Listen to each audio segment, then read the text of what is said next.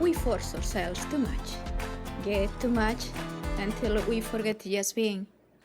Hi, I'm Isabel Rolo, and welcome to the show, Let It Shine. Hello, welcome to Let It Shine show. Today is with us Louis Diaz. Welcome, Lou. Thank you. It was a pleasure to be here, Isabel. And tell us, who is Louis Diaz? Louis Diaz. Interesting question. Sometimes I wonder myself who this guy is. But Louis Diaz is a good guy, I got to tell you. He's a good guy. He's an ex-federal agent. I was a federal agent for almost close to 30 years. I worked 4 years as an agent with the Bureau of Alcohol, Tobacco, and Firearms, and I worked another 24 years or so with the Drug Enforcement Administration, 20 years of which I worked undercover. As a matter of fact, I have the distinguished record, if you will, of being the longest running living undercover agent in the history of law enforcement. Oh, why? Why you decide to be an agent? An agent? Well, actually, I wanted to be a police officer. You want to be a police And officer? when I came out of the service, I was in great physical shape, and I always wanted to have a life of adventure. I didn't want a 9-to-5 job, you know. I was a street kid. I loved playing on the street, you know.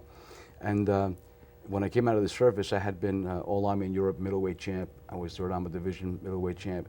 Matter of fact, I had a shot of trying out for the Olympic team for Mexico, I believe it was, 68. And the police exam came out when I came out. I took the test. I scored very high on the written. And even although the height requirement was 5'8", and I was 5'7" at the time, I didn't think they were going to fault me for an inch. You know, what's an inch? You know. So anyway, I did the physical part of it. I scored high on everything. I was in great shape. And then when I got on the scale, the height scale, I came in at 5'7". And the doctor said, "I'm sorry, but you know that's it. You can't become a cop." And I tell you what, that's like somebody hit me like right between the eyes with a baseball bat. And I said to him, "How the hell can you tell me I can't be a cop for 1 inch? How can you deny me a career for 1 inch? You talk about discrimination, color, race, creed, religion. How can, you know what that is, to tell somebody you can't do something because of an inch? I mean, it's another thing if I had to paint ceilings without a ladder or a pole, you know, but God Almighty, this is something that I just blew up. I exploded. I wanted to take everybody on. I wanted to take everybody. Was so bad? I was so pissed off, you know. I challenged everybody there, and everybody, you know, kind of were quiet. But I don't think that I scared anybody. I think just they just felt for me, that they felt sorry for me, you know. And on the way out, this big Irish sergeant, he says to me, "Lou," he says, "you do it. You go back to school. There's a lot of investigative jobs out there, and there's some agent positions that I don't believe have a height requirement, you know. So don't let this keep you down, you know." So anyway, I went back to school under the GI Bill of Rights, and I got my degree at night. I was working 2 jobs. I had 2 children by then. I bought my first house at the age of 22. I was very hardworking person, very driven, very motivated, which I wish I was now. But maybe I did too much in the beginning. Now I'm tired, you know. But I was very motivated, and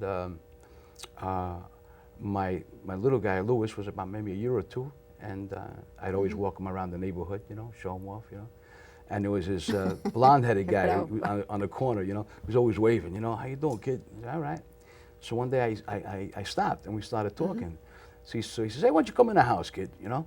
So I said, "All right." So I came in with my son, and I started looking around. I see all these pictures they had with President Nixon and this guy and that guy, and all these great awards from the Treasury Department. I says, "Joe, who the hell are you? You know, who are you?"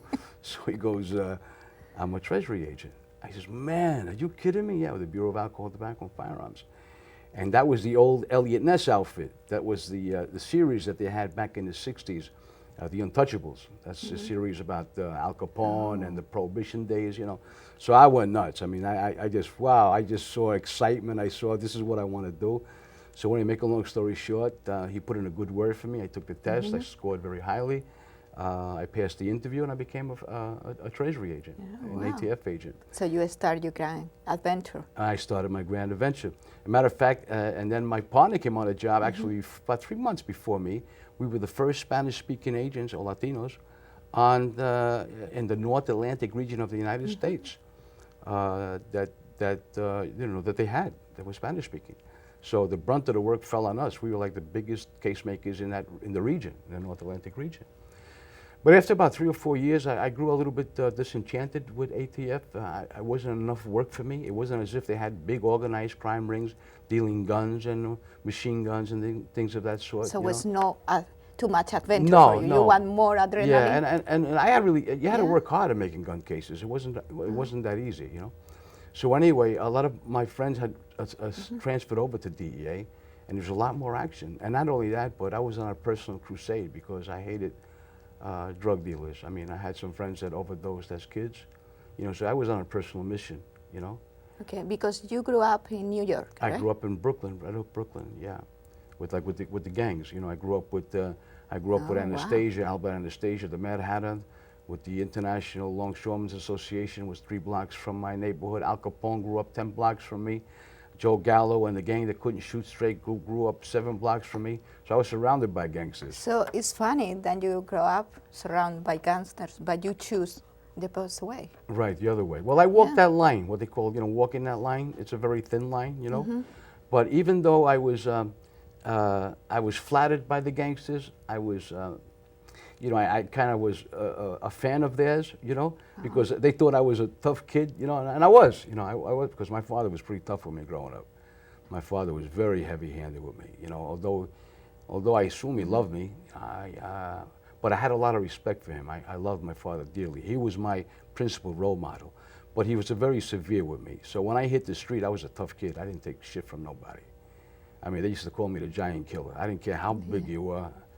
I went right at you, like a wolverine. That wolverine is a small little animal that a grizzly bear backs off of. You know, I was just ferocious, you know. And the Italian guys loved that. The wise guys loved that. Matter of fact, when I used to have fights in the schoolyard, they used to come with their chairs, the big cigars.